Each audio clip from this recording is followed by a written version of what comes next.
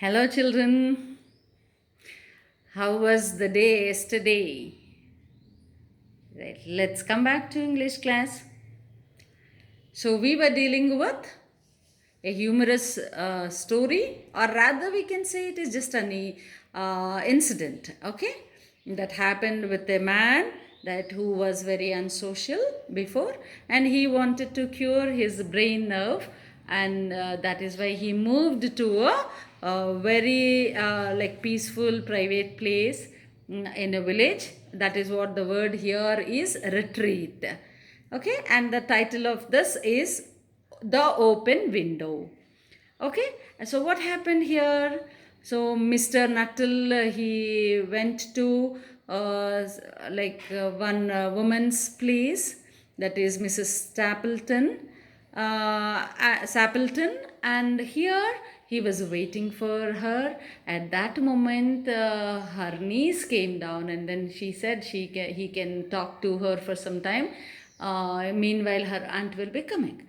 But he is a person who is not ready to speak to strangers, so hence he kept quiet. And but then the niece, she herself like asked him whether he knows somebody here or not. Let's see what will happen now. So now he said, hardly a soul, said Frampton, and his full name is Frampton Nuttall. My sister was staying here at the rectory, some 4 years ago, and she gave me letters of introduction to some of the people here. So here he said, like, no, I don't know anybody. Hardly a soul means not even a person. And then he is trying to say that yes, his sister stayed here, that is at this place where usually the priest in charge of the church lives. Here rectory means it's a place, I mean it's almost related to a church, right, where a priest lives. Along with him or in that place his sister lived, and she left of course 4 years ago. And again she gave the letters of introduction to some of the people here, right. And he made the last statement in a tone of regret. So, what do you mean by regret? Regret means like thinking of oneself that did I make any mistake in doing so? This is called regret. Means feeling oneself like that, whether confessing or accepting the mistake or something like that, feeling bad for one's own mistake. So, why do you think that he was in a tone of regret? Because he is an unsocial person. Okay, he thought after coming to this retreat he will be fine.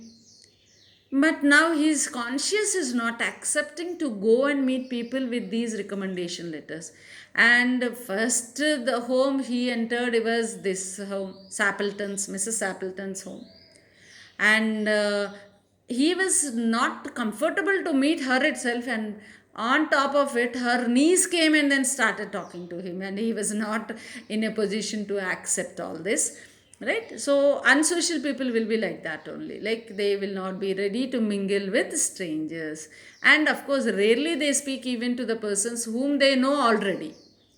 So therefore he said it in a tone of regret. Then you know practically nothing about my aunt. So then the niece was saying, then you don't know practically nothing about my aunt. That means what? What is my aunt? What's her lifestyle? And what happened to her? Or how she is living? You don't know anything.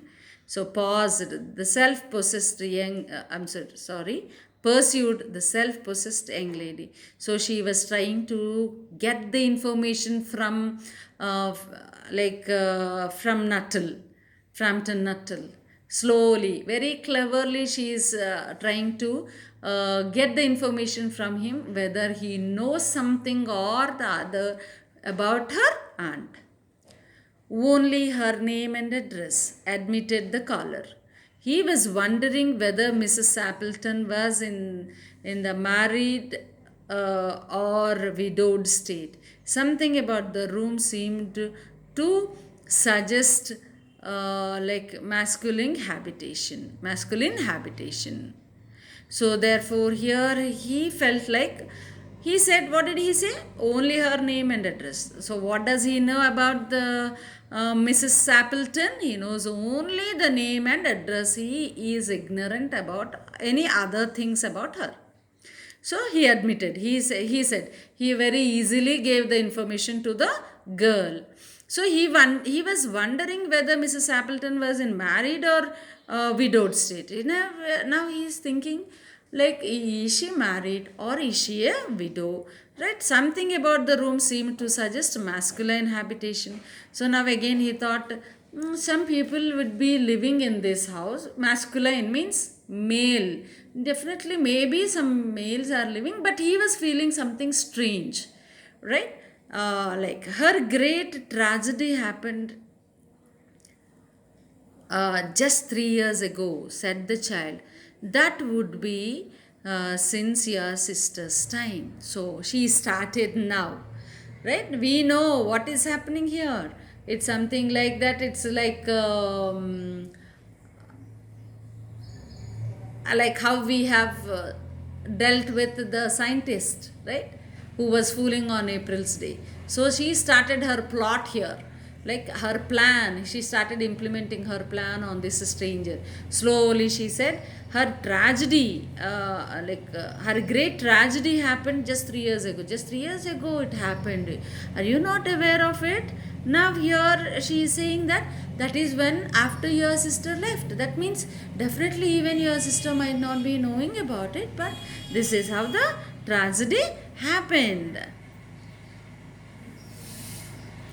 And her tragedy, asked Frampton. Somehow in this restful country, spot tragedies seemed out of place. So now he was a little bit confused. Tragedy at such a place where it is almost like a retreat, a happy, joyful, peaceful area. And in such a place, how can a tragedy go on? Right. You may wonder why we keep that window wide open on an October afternoon, said the niece, pointing to a large French window that opened onto a lawn. So she was cooking the story now very easily, happily, just observing the surroundings, how they are, and all that. So the she found the window to be open. Now she started weaving a story on it, saying that, do you know why we keep that large window wide open in the October afternoons? Right, it's quite warm for the time of the year, said Frampton. But has that window got anything to do with the tragedy? So now he said, yeah, it's a little bit quite warm.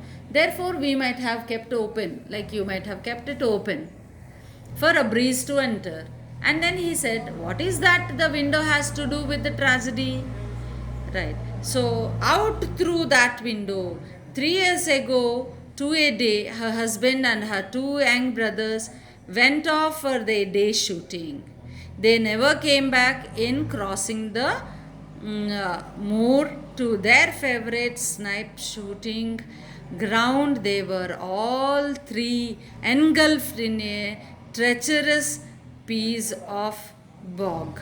It had been that dreadful wet summer, and places that were safe in other years gave way suddenly without warning. Their bodies were never found. See, the way she is making it a horrifying story.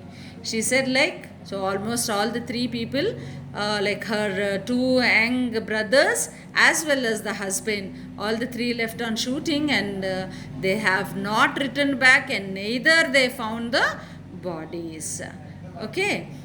Right, so that was a dreadful part of it. Here, the child's voice lost its confident note and became human.